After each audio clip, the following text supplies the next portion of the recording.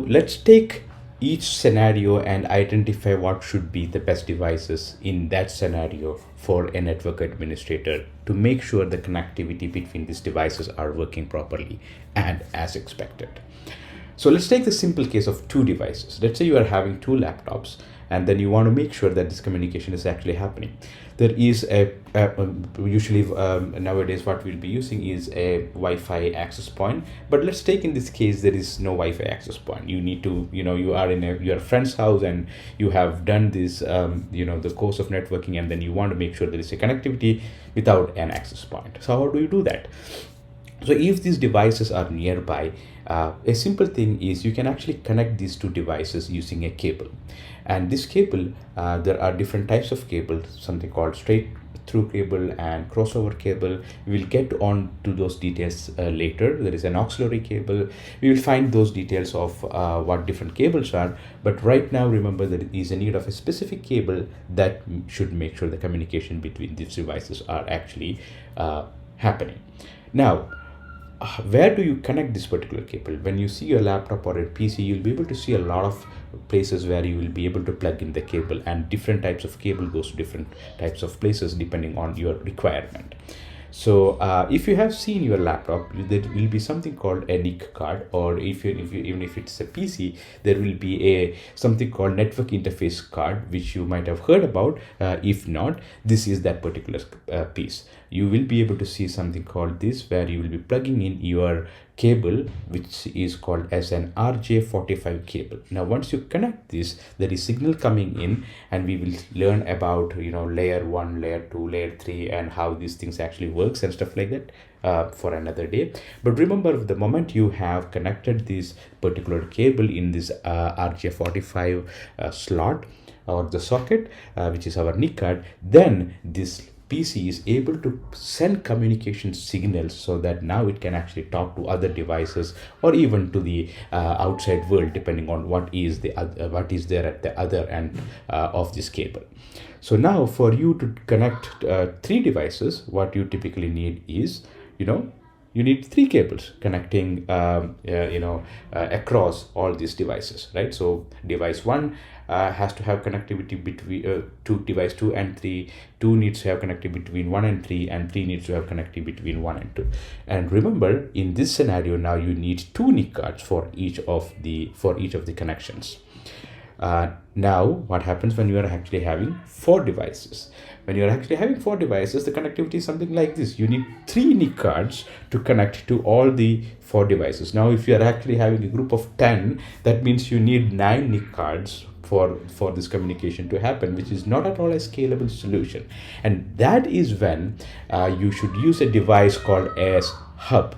And this is the first device you are going to get introduced, where you don't need multiple NIC cards for the device or multiple NIC cards for the laptop, but you will have one NIC card which gets connected into the port of a hub. And what this device called hub does is it actually broadcasts these messages to all of these devices, so that whichever is the right device, he will be communicating back. Let's say this PC here is wanted to communicate with this PC. What happens is signal will be sent to the hub here, and hub will send it across all the interface, all the ports here. And finally, when the packet actually reaches, the communication actually reaches the right device, he identifies, okay, that there is somebody trying to communicate with me, and he responds.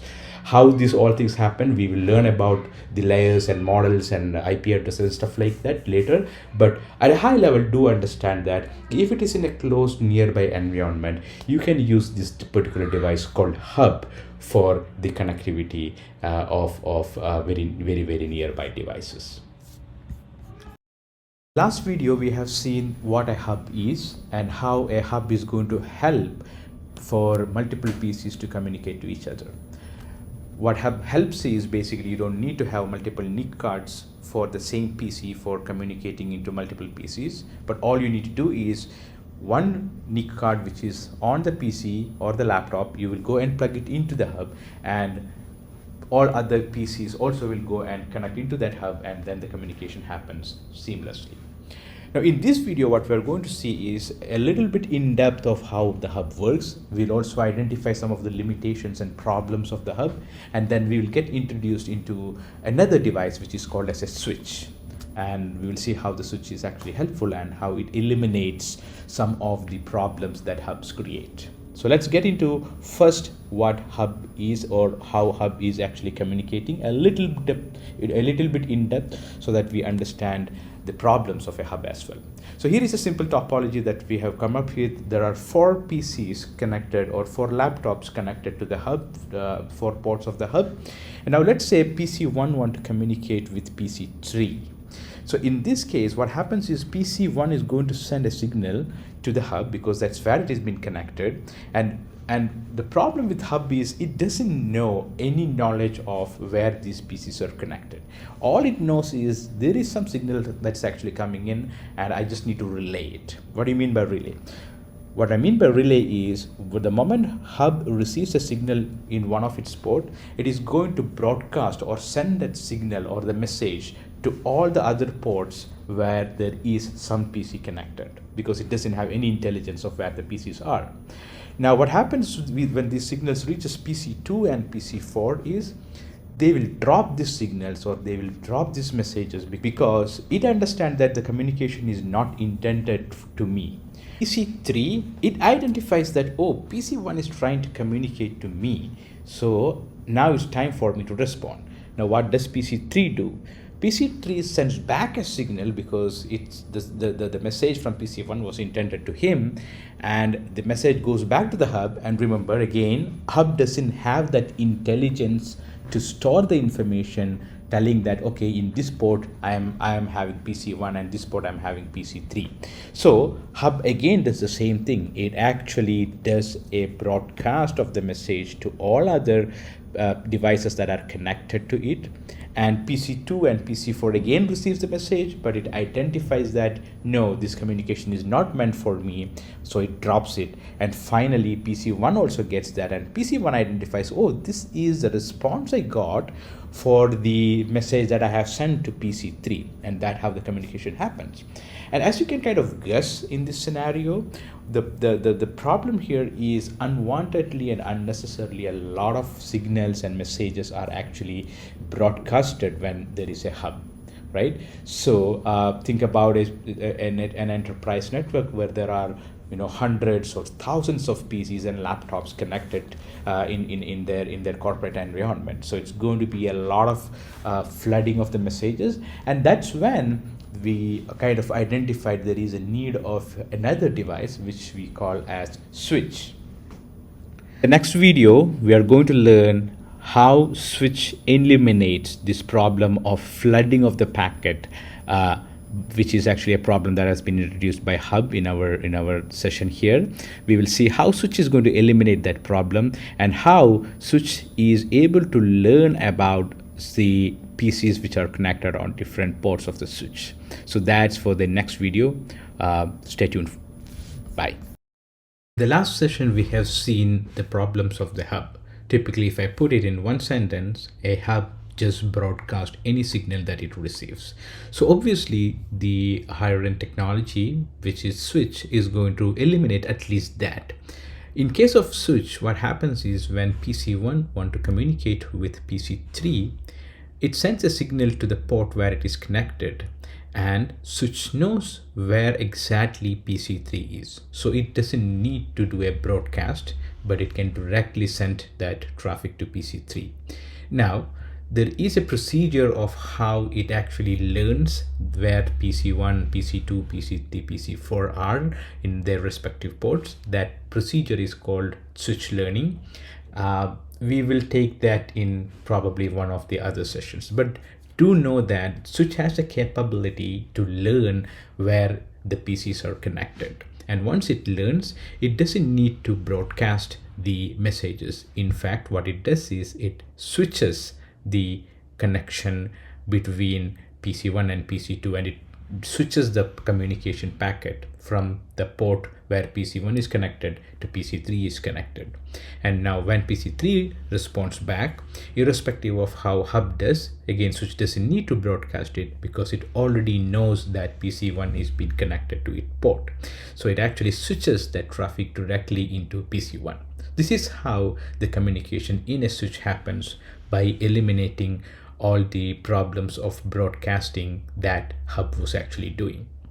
Now, there are different types of switches depending on the usage. For example, if you take a company, an organization, an enterprise, for example, we are going to use the switch in the access layer. There are different layers for that switch. So for the switches that are actually connecting these PCs and making the connection for the end devices, those set of switches are called the access layer switch, and those switches will be connecting these PCs, connecting the devices, end devices. It also connects between the switches as needed.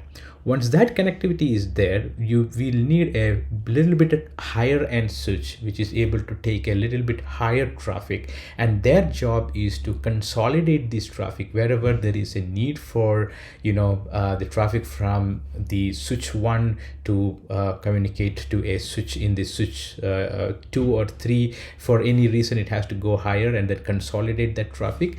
That is when you will be using the distribution layer switch. And we will see when that is actually required and stuff like that. But do remember, now there is an access layer switch and there is a distribution layer switch.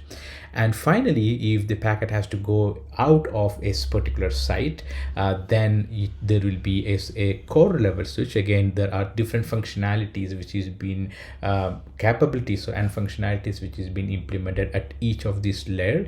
But at this moment, just do remember that the switches are not plainly used, but they are actually used depending on what traffic and policies that they have to kind of handle. Right? So there is an access layer switch, there is a distribution layer switch, and there is a core switch. Now, if the packet has to go out, so this is how typically a switching environment topology is going to be in an enterprise. Almost typically a medium to large enterprise will look like. Now, if the packet has to go out of this site, so we can actually call this particular architecture as probably a site 1, right? There is a site A where there are end devices connecting, and there is an access layer switch, there is a distribution layer switch, and there is a core layer switch. Now, how about if there is a site similar like that called site B, and there is a PC which is in site A needs to communicate with a PC in site B? That is where we are going to get introduced into a new device called the routers. The fundamental and there are different modules in the router, there are different capabilities in the router, but by and large, this particular device, what it does is it actually allows the communication between two different sites which are geographically apart. So there will be connectivity from site A to the router. We typically call that as a gateway router, and there are multiple levels. As we have seen in the switch, there are multiple levels in the routers as well. We call it as a gateway router, then there is a core router, then there is an infrastructure. We'll get into that in a moment, but do remember that at a very high level, if you want to communicate two devices in two different sites geographically separate, then there is a need of communication that has to be enabled through the router. Now, how, as I told, again, there are different layers here. So typically how it actually works is there are 3 tiers of ISPs. ISPs are those people who actually provides you internet. The Comcast, the Airtel, like are some of those examples. So first, what happens is, let's say you are communicating from USA, and then there is a server which is sitting in India, and there is 2 devices which are sitting in India and US, and they want to communicate to each other. So it's geographically very distributed devices that are trying to communicate to each other.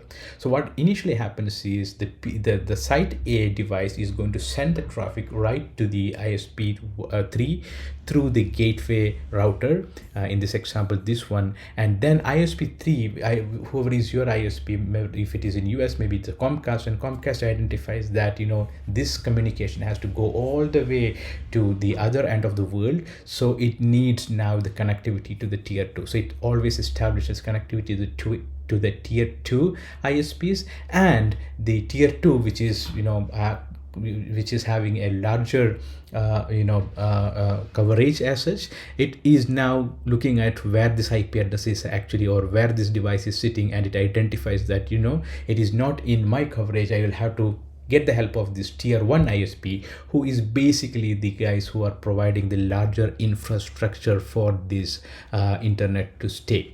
Like, the you might have heard about the cables that are actually drawing through the ocean, which is the fiber cable. Those kind of these tier 1 ISPs are those kind of people. So now the packet actually initiates from the site A, it goes to the gateway router, it goes to tier 3 ISP. Tier 3 ISP identifies that this PC has to communicate to a different PC, which is across the globe, and it actually sends the packet to the tier 2 ISPs. And tier 2 ISP, which is connected to the tier 1 ISP, it is going to use that tier 1 ISP's infrastructure to connect to send this packet to the tier 2 of the other end, and the same moves down to the tier 3 of the ISP in the site B, and finally it actually reaches site B device. There is whole lot of things that is actually happening in here. It is not just the way we actually say that it actually routes and then goes. There is a hell lot of protocols involved in this.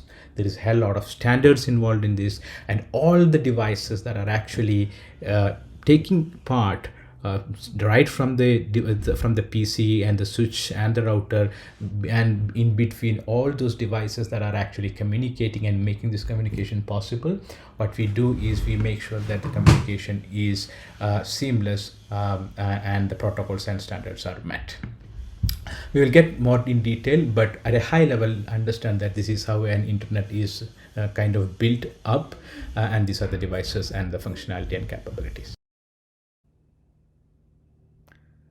In the last session, we have seen the devices. We got introduced to hubs. We got introduced to the switches. We also saw what a router is. What are the difference between hub, switch, and a router? And we will see and this course will be mostly focused about on switches and routers. You will be learning about routing, you will be learning about switching, and predominantly this session or this course about networking and deep dive into networking is more about how the switch works, how a router works, and also other stuff that is related to the switches and router, like protocols, how the protocol actually works, through a protocol, how does a switch communicate, how does a router communicate, that kind of stuff. But it is important for you to know that these are not the only 2 or 3 devices that actually builds the internet. There are many other devices that are actually in the internet that actually builds those internet. So we'll have a quick click of 3 most commonly used devices, and then we will see what are the uses of that. So I'll start with the access point. So in the last session I was talking about this two pieces that are actually connected through a hub. What is the device that you actually use when you wanted to connect 2 devices, which is a hub, and how are they connected, right? You are actually using an Ethernet cable, which will go into your NIC card, and the same Ethernet cable will go to a hub, or you can directly connect 2 PCs with the Ethernet cable and make the communication possible.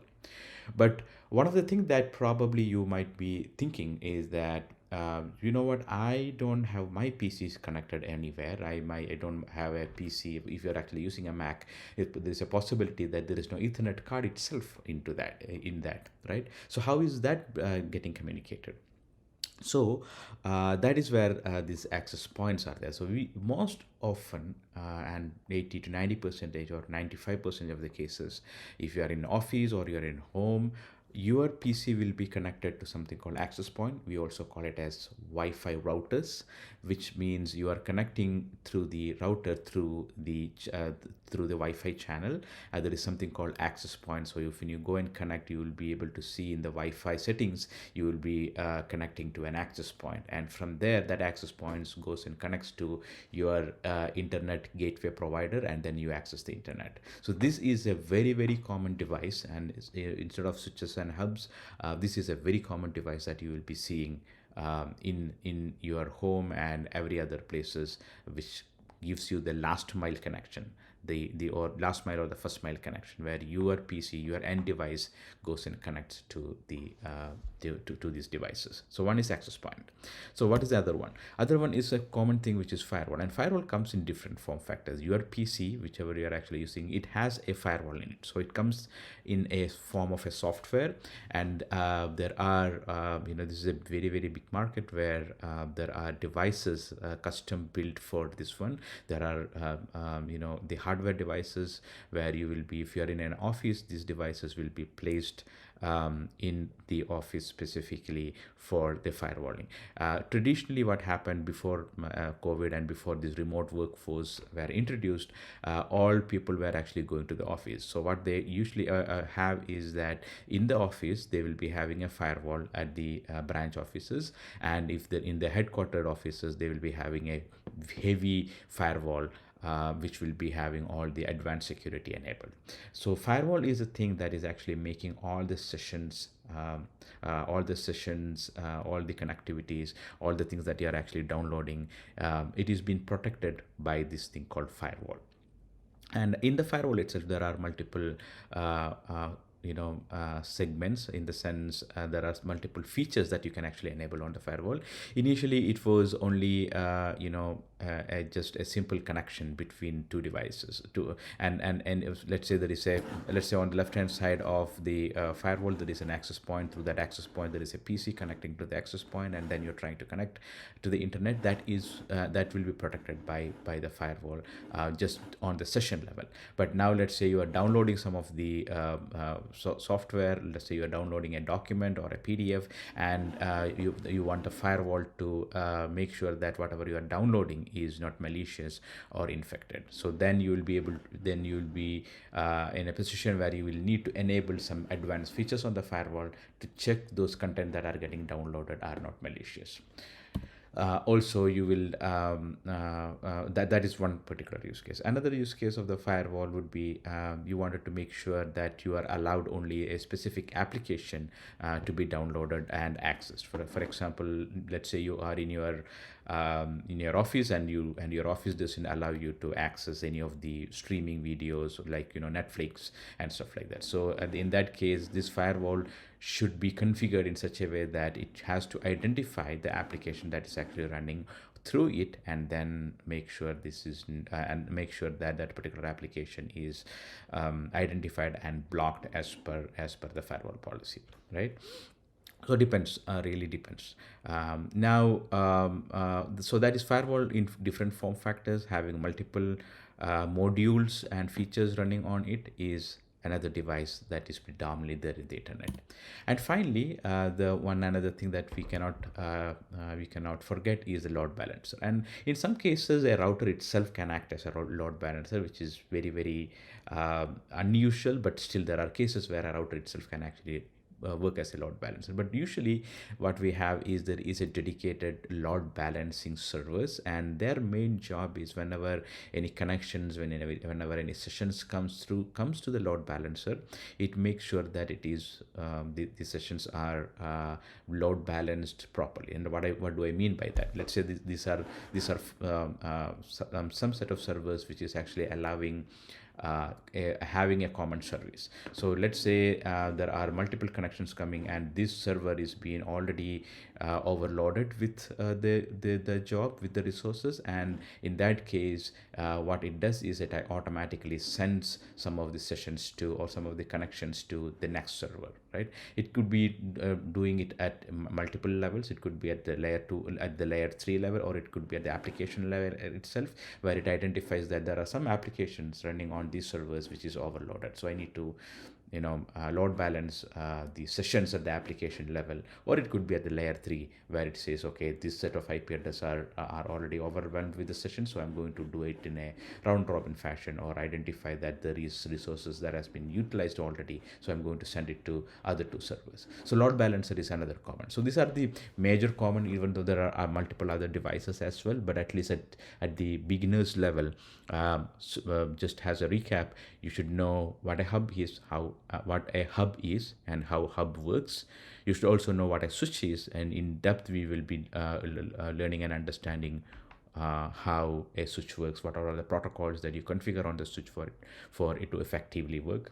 Router, we will be diving deeper, and the course name itself is Routing Mastery. So you're going to dive deeper and then understand how routing works, different protocols at the function level, at the packet level, and then do know there is something called access point, and do know there is something called firewall, which will have different modules depending on the use case that you want to have, and there is something called a load balancer as well. So with that, we kind of concluded all the devices that are actually getting used in the network. Now we will see more about standards and why we have built some of the standards, what are the need for building some of the standards.